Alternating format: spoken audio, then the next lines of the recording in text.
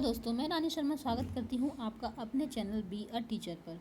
आज यहाँ पर मैं आपको आप सभी को पता है 22 नवंबर को एपीएस के लिए जो एग्ज़ाम होने वाला है आर्मी पब्लिक स्कूल के लिए सीएसबी का, तो जिन्होंने फॉर्म भर दिया होगा, यदि अभी तक फॉर्म नहीं फिल किया है और भरना चाहते हैं तो 20 अक्टूबर इसकी लास्ट डेट है। तो मुझे लगता है आज 18 तो हो ही गई, तो कल तक फॉर्म फिल कर दें तो ज़्यादा बेहतर होगा।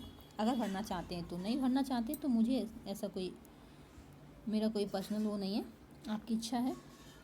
मेरा काम बस याद दिलाना था आपको।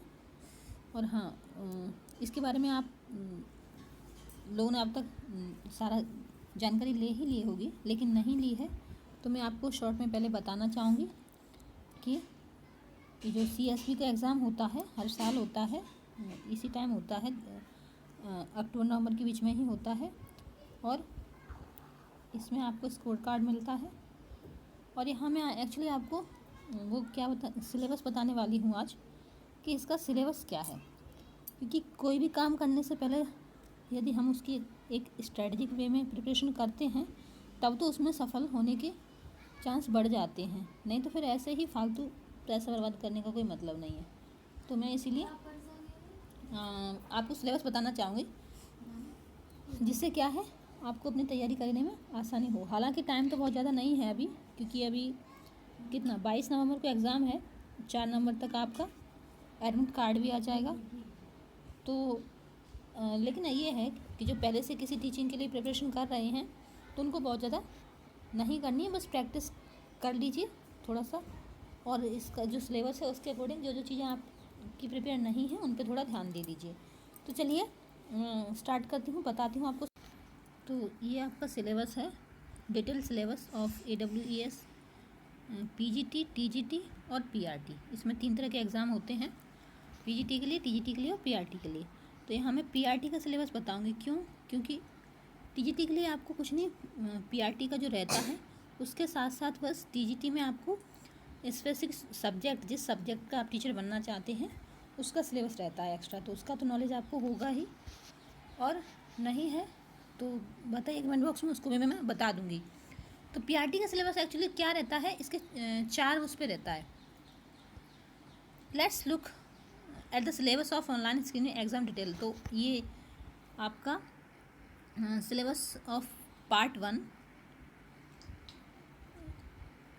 Part A of the online screening exam consist of 4 section. तो ये 4 सेक्शन में रहता है आपका सिलेबस, ठीक है।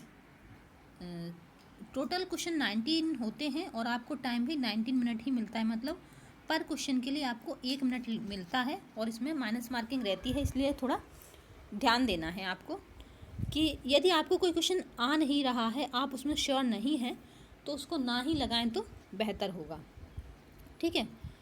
और यदि आप श्योर हों तभी लगाएं, क्योंकि नहीं तो आपको जो आता है, आपने जो सही किया है, उससे भी आपकी माइनस मार्किंग के थ्रू वो मार्क्स भी आपके चले जाएंगे। 1/4 का माइनस मार्किंग रहती है इसमें। तो सबसे पहला 4 पार्ट में रहता है। पहला है आपका मेंटल एबिलिटी। तो मेंटल एबिलिटी के अंदर आपका क्या आएगा, ये जो नीचे दिए गए हैं ये चीज़ें आएंगी। इसमें क्या है आपका, सबसे पहले एनालॉजी, फिर है क्लासिफिकेशन। यदि आपने रीजनिंग, वर्बल, ये सारी चीज़ें की हैं, series, coding, decoding, blood relation, direction sense test और लॉजिकल वेन डायग्राम और अल्फ़ाबेटिकल टेस्ट या sitting arrangement, mathematical operation, arithmetic reasoning, interesting missing characters of और numbers, ranking and time sequence test और एलिजिबिलिटी टेस्ट, ये सारी चीज़ें आपके part 1 में आ जाएंगी। पार्ट ए में जो फर्स्ट पार्ट है मेंटल एबिलिटी, उसके अकॉर्डिंग आपकी ये सारी चीज़ें चेक होंगी। फिर आपका दूसरा पार्ट है जनरल अवेयरनेस। तो जनरल अवेयरनेस के अंतर्गत क्या क्या आएगा, आप जीके, आप किसी भी एग्ज़ाम के लिए प्रिपरेशन कर रहे हैं तो जीके तो आप डेली न्यूज़पेपर पढ़ते होंगे, उससे भी आपकी काफ़ी हद तक प्रिपेयर हो ही जाती है, लेकिन उसके बाद भी थोड़ा सा एक्स्ट्रा हमें करना पड़ता है। जैसे स्पोर्ट्स है, हिस्ट्री है, कल्चर है, जियोग्राफी है, इकोनॉमिक सेंस, जनरल पोलाइटी, जिसमें क्या है आपसे कॉन्स्टिट्यूशन है और साइंटिफिक रिसर्च एक्सेट्रा। ये सारी चीज़ें आपकी किसके अंतर्गत रहेंगी, जनरल अवेयरनेस की।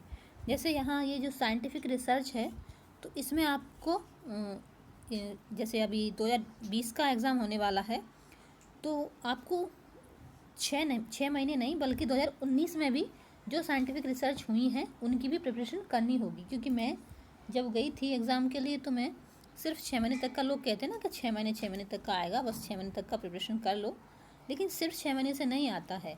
मैंने 2019 में एग्ज़ाम दिया था और मुझसे 2018 में जो रिसर्च हुई थी वो मेरे एग्ज़ाम में थी। क्योंकि वो वाला पेपर ऑनलाइन होता है तो मिल नहीं सकता, नहीं तो मैं आपको दिखाती कि किस तरह का पेपर था, लेकिन फिर भी मैंने किया था, मुझे पता है।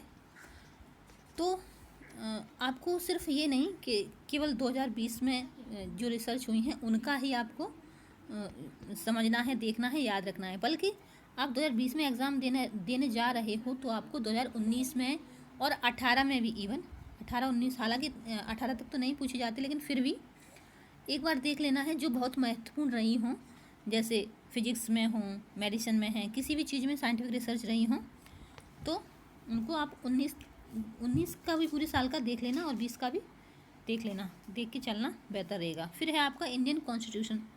तो ये आपका भारतीय संविधान के बारे में तो कुछ चेंज होता नहीं है, लेकिन फिर भी चेंज होते हैं, होता नहीं ऐसा क्यों बोल रहे हैं, लेकिन चेंज होती हैं ना होती, वो दोनों ही चीज़ें रहती हैं। तो उन दोनों के बारे में भी आपको देखना है कि साल भर में क्या क्या यहाँ बदलाव हुए, वो सारी चीज़ आपको देख लेनी है। फिर है इकोनॉमिक्स, साइंस, जनरल पॉलिटी, तो ये सारी चीज़ें भी देखनी है आपको। ज्योग्राफी से रिलेटेड चीज़ें भी देखनी है। मैं किसी भी तरह से पूछ सकते हैं, जैसे पूछ लिया कि ये जो पॉइंट हैं वो कहाँ पर हैं, या फिर रिलेटेड क्वेश्चन पूछ लेते हैं, जैसे से ग्वालियर से नहीं, मैं आप यदि पुणे, महाराष्ट्र, दिल्ली को जा रहे हैं तो आप किस दिशा में, वहाँ से फिर आप गुजरात जाएंगे तो किस दिशा में जाएंगे, इस तरह से के क्वेश्चन आते हैं। सीटेट में भी इस तरह का क्वेश्चन हमने हल किए हैं वैसे, लेकिन फिर भी यदि कोई चाहेगा तो मैं वो करा दूंगी, नहीं तो देखूंगी सिलेबस, नहीं तो थोड़े बहुत रिलेटेड बना दूंगी जिससे आपको हेल्प मिल जाए। क्योंकि बहुत ज़्यादा पूरा सिलेबस तो यूट्यूब पे कई सारे लोग करा रहे हैं, तो आप कर सकते हैं, लेकिन मैं उतना ज़्यादा टाइम नहीं लूँगी क्योंकि मेरे पास खुद टाइम नहीं है। तो मैं जो भी बताऊँगी शॉर्ट में ही बताऊँगी, और जितना हो सके, वैसे भी हमें किसी चीज़ के लिए प्रिपेयर करना होता है तो कोई और इतना नहीं करा पाता जितना हम खुद कर सकते हैं। तो हर चीज़ क्या है, प्रैक्टिस मांगती है आपको। आप इन सारी चीज़ों की जितना ज़्यादा प्रैक्टिस करेंगे उतना ही आपको याद रहेंगी। सिर्फ यूट्यूब से आप सोचो तो ये नहीं पॉसिबल है। फिर है आपका इंग्लिश कम्प्रहेंशन, क्योंकि इंग्लिश यूट्यूब में क्या है, थोड़ा टाइम लगता है ना। अब टाइम तो बचा नहीं, सिर्फ 1 महीना है, उसमें भी मान लीजिए 35 डेज़ भी हैं, तब भी आपको ये साइट मॉक टेस्ट भी प्रोवाइड कराती है। 4-5 दिन पहले ही वो अपनी साइट पे मॉक टेस्ट प्रोवाइड कराती है, ताकि आपको खुद ही ये पता चल जाए किस तरह से एग्ज़ाम करना है। पूरा जैसा एग्ज़ाम आपका होता है उसी तरह से आपको मॉक टेस्ट करने होते हैं। तो आप चाहे तो मोबाइल पे कर सकते हैं, चाहे लैपटॉप, आपके पास जो भी है उस पर आप कर सकते हैं मॉक टेस्ट, और करना चाहिए। आपको पता चलेगा किस तरह के क्वेश्चन आते हैं, और आपको टाइम भी पता चलेगा कि आप कितने टाइम में कर पा रहे हो। फिर आपका थर्ड जो सेक्शन है वो है आपका इंग्लिश कम्प्रहेंशन। इंग्लिश कम्प्रहेंशन इस चीज़ के लिए एक चीज़ और ज़रूरी है, क्योंकि ये स्कूल इंग्लिश मीडियम।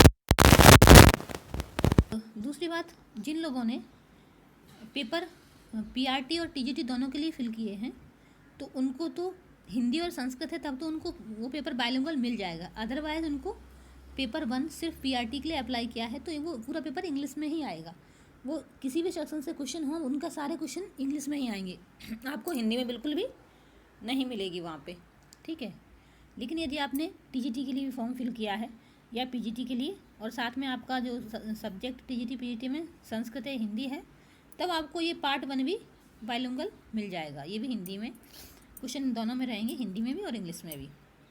तो इंग्लिश कम्प्रहेंशन के अंतर्गत क्या आता है, below topics are covered under the English comprehension section of part A exam. तो सबसे पहले वोकेबलरी आपकी अच्छी होनी चाहिए, ठीक है। दूसरा है ग्रामर। ग्रामर के अंतर्गत क्या आएगा, verb, adverb, preposition, subject, verb agreement और टेंसेस, ये सारी चीज़ें आपकी ग्रामर के अंदर आएंगी। फिर है आपका एरर करेक्शन, रिकॉग्निशन, तो गलत स्पेलिंग दे देंगे कि ये इसमें से सही स्पेलिंग बताइए कौन सी है। 4 ऑप्शन में गलत स्पेलिंग दे देंगे और बताइए कौन सी स्पेलिंग सही है। इस तरह से आपका एरर करेक्शन होगा। फिर है प्रोफेशिएंसी इन इंग्लिश। तो आपको इंग्लिश में प्रोफेशिएंस होना है। यदि आप इंग्लिश में अच्छे हैं तब तो आप कर पाओगे, अदरवाइज ट्राई करने में कुछ जाता नहीं है वैसे। फिर है आपका कंप्रहेंशन यानी कि समझ। पैसेज आते हैं इंग्लिश में, एक पैसेज आता है इसमें, तो उसमें आपको यदि आप अच्छे से समझ पा रहे हैं पैसेज तो उसका आंसर कर पाएंगे, है कि नहीं। फिर है आपका सिनोनिम्स एंड एंटोनिम्स। तो ये भी आपके या तो पैसेज से ही दे देगा या फिर अलग से दे देगा, कहीं से भी दे सकता है, लेकिन आपका सिनोनिम्स एंटोनिम्स आते ही आते हैं। फिर है फिल इन द ब्लैंक्स भी आ जाते हैं। और सेंटेंस रीअरेंजमेंट, सेंटेंस को उल्टा सीधा करके दे देगा और फिर आपको उनको रीअरेंज करना होगा। और मुझे लगता है यदि आपके आसपास या कहीं यदि कोई बच्चा आर्मी स्कूल में पढ़ता है ना, तो इसमें ज़्यादातर क्वेश्चन ना आर्मी स्कूल की जो एक बुक होती है जीके की और ग्रामर की, उन बुक से क्वेश्चन बहुत ज़्यादा आते हैं, बहुत ज़्यादा फंसते हैं, मैंने देखा था। तो आप उन बुक को अच्छे से पढ़ लेंगे ना, तब भी आपको बहुत हेल्प मिलेगी। फिर आपका नेक्स्ट है आपका